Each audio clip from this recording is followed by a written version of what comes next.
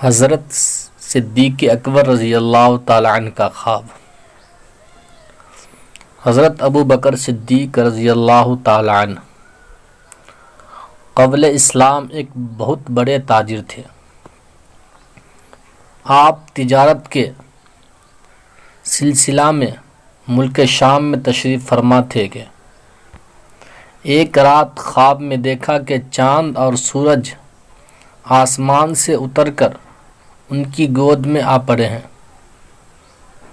حضرت ابو بکر صدیق رضی اللہ تعالی عنہ نے اپنے ہاتھ سے چاند و سورج کو پکڑ کر اپنے سینے سے لگا لیا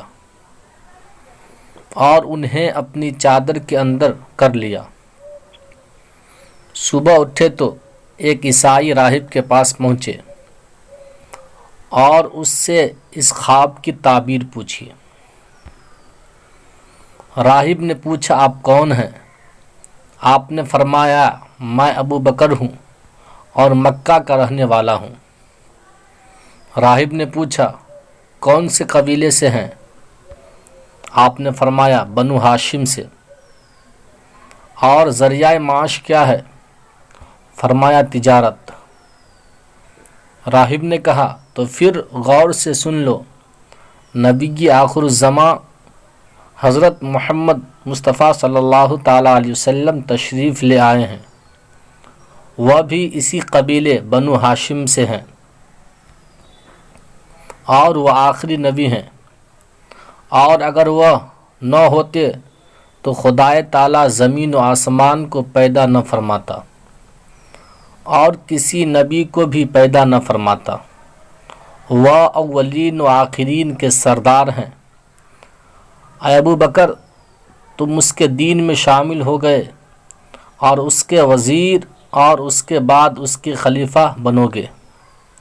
یہ ہے تمہارے خواب کی تعبیر۔ اور یہ بھی سن لو، میں نے اس نبی پاک کی تعریف تورات و انجیل میں پڑھی ہے اور میں اس پر ایمان لا چکا ہوں اور مسلمان ہوں، لیکن عیسائیوں کے خوف سے اپنے ایمان کا اظہار نہیں کیا۔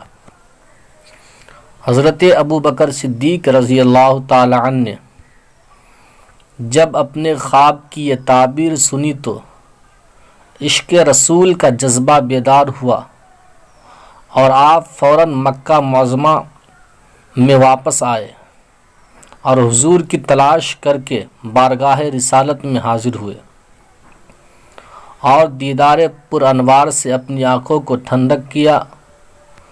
حضور نے فرمایا، ابو بکر، تم آ گئے، لو اب جلدی کرو اور دین حق میں داخل ہو جاؤ۔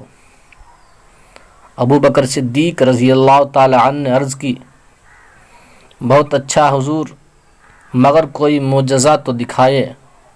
حضور نے فرمایا، وہ خواب میں جو شام میں دیکھ کر آئے ہو اور اس کی تعبیر جو اس راہب سے سن کر آئے ہو، میرا یہی تو معجزہ ہے۔ حضرت ابو بکر صدیق نے سن کر عرض کیا، صدقت یا رسول اللہ، انا اشہد انک رسول اللہ۔ سچ فرمایا اے اللہ کے رسول، آپ نے اور میں گواہی دیتا ہوں کہ آپ واقعی اللہ کے سچے رسول ہیں۔